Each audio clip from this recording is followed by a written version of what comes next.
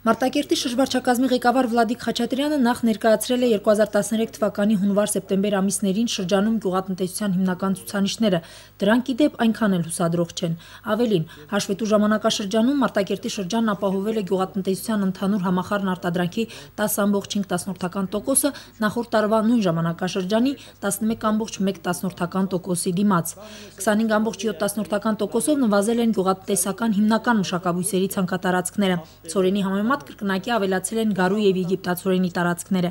Նոյեմբերի 20-ի դրությամբ շրջանում հավաքվել է մոտ 6105 տոննա հացահատիկ, ինչը նախորդ տարվա համեմատ պակաս է 19.5%-ով։ Հացահատիկային մշակաբույսերի միջին բերքատվությունը հեկտարից 13.9 ցենտներ էր նախորդ տարվա 12.7-ի դիմաց։ 13 թվականի աշնանացանի ցանքսի համար նախատեսված է շրջանի վարելահողերում կատարել 5000 հեկտար հերթ։ Ներկայդրությամբ կատարված է 4024 հեկտար հերթ, որից պահուստային հողերում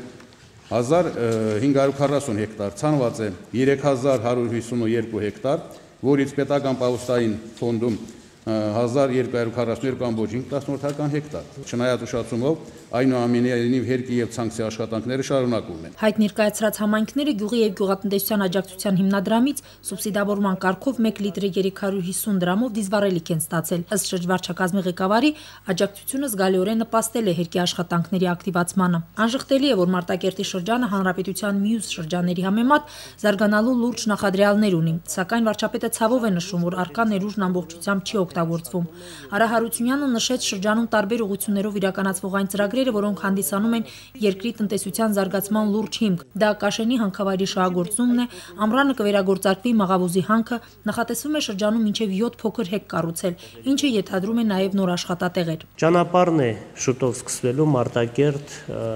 Զոտ ճանապարհահատվածը, ասֆալտապատվելու է 1.5 տարի ժամանակահատված է հատկացվում, ինքը 1.5 տարի հետո մենք ունենալու ենք շատ բարեկարգ ասֆալտապատ ճանապարհ եւ Հայաստանի Հանրապետության հետ կապ ավելի ակտիվանալու, տեղաշարժ ավելի հեշտանալու, տուրիստական եւ ինչու՞ չէ նաեւ տնտեսական առումով։ Բոլոր այդ ծրագրերը ողջունելի են, սակայն մտահոգիչն այն է, որ հողագործությունը, որը բնակչության եկամտի հիմնական աղբյուրը պիտի հանդիսանա, տարիներ շարունակ բարձիթողի վիճակում է։ 8000 հեկտար վարելահող չի մշակվում։ Եկեք բազմապատկենք 1 հեկտարի ինչ հնարավորություններ է տալիս եւ տեսնենք ինչ գումարների մասին է խոսում։ Եթե հասնենք նրան, որ մենք հեկտարից կարողանանք, իսկ ես համոզված եմ, որ դա մեծ թիվ չեմ ասում, $500 եկամուտ ստանանք, խոսքը գնում է $4 միլիոն եկամուտի մասին, որը ամեն տարի կորչում է։ Հոկտեմբերի 1-ի դրությամբ նախորդ տարվա նույն ժամանակաշրջանի համեմատությամբ Մարտակերտի շրջանում 5.1%-ով ավելացել է խոշոր եղջերավոր անասունների գլխաքանակը։ Որքան էլ զարմանալի է, հողագործության զարգացմանը խոչընդոտում է անասնապահությունը, այնինչ հակառակը պիտի լինի։ Անասնապահության զարգացումը պետք է խթանի հողագործության զարգացման, այսինքն ինչքան գլխաքանակը ավելանում է, այնքան մենք շատ պետք է մտածենք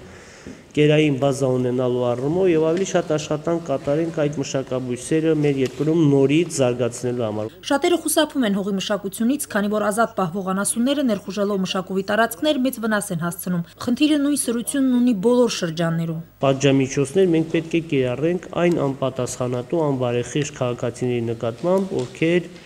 իրենց անասնագլխաքանակը պահելու առումով խանգարում են մնացածների գործունեությանը։ Սա որպես հանրահարական։ Ցանքսն ուշացել է գրեթե 1 ամիս, հոկտեմբերի 15-ին ցածրադիր վայրերում այն պիտի ավարտված լիներ։ Ագրոկանոններով չառաջնորդվելն ու ժամանակացույցով չաշխատելը էականորեն ազդում են բերքատվության վրա։ Այսօր հողի մշակը զբաղված պիտի լիներ գարնանացանի նախապատրաստությամբ։ Անտեսելով մարդկային գործոնը, ամեն անգամ հողագործները տարբեր պատճառներ են բերում մեղքի իրենց բաժինը մեղմելու նպատակով։ Չնայած այս դեպքում աշնանացանի ձախողումը որոշակիորեն կապված է նաև գյուղտեխնիկայի պակասով։ Շրջկենտրոնում գործում է մեքենատրակտորային կայան, ստեղծվել են նաև մասնավոր ընկերություններ, սակայն դրանք բավարար չեն։ Տեխնիկական պարկի թարմացման աշխատանքները շարունակվելու են։ Մինչև տարեվերջ հայտագրեր տեխնիկա եւ սարքավորումների պահանջը եւ մենք այս ուղղությամբ աշխատանքները ակտիվացնելու 14 թվականին ես իմ ելույթներում նշել եմ, որ պետք է մենք նվազագույն տեխնիկական պարկը համալրենք կամ ունենանք մեր երկրում։ Իդեպ վերջերս ձեռք բերված Ջոն Դիր մագնիշի տրակտորի աշխատանքից շատ գոհ են Գետավանում եւ նրան հարակից համայնքներում։ Լրիվ ուզում են, որ արդեն հողերը մշակեն, թեկուզ ուշացումով։ Այսօր Զարդախաչ 20-30 հեկտար ցանկանում են որ վարեն։ Ետավան 23 հեկտար վարել ենք, նույնիսկ շարունակում է։ Պատասխանելով Ծմակահողի համայնքի ղեկավարի հարցին, վարչապետ Արա Հարությունյանը համայնքապետերին տեղեկացրեց, որ 2014 թվականի պետբյուջեով գումար է հատկացվելու Դաշտամիջյան եւ դեպի Արոտավայր տանող ճանապարհների բարեկարգման համար։ Սևակ Հակոբյանը նաեւ ներկայացրեց հողերի ընդհանուր մշակություն կատարելու իրենց գյուղի ծրագիրը։ Գյուղում այսօր կա 2 թրթռավոր տրակտոր եւ կոմբայն։ Հիմա նախատեսում ենք վարյարների միջոցով զենք բերել նաեւ Belarus 8782 տիպի տրակտոր եւ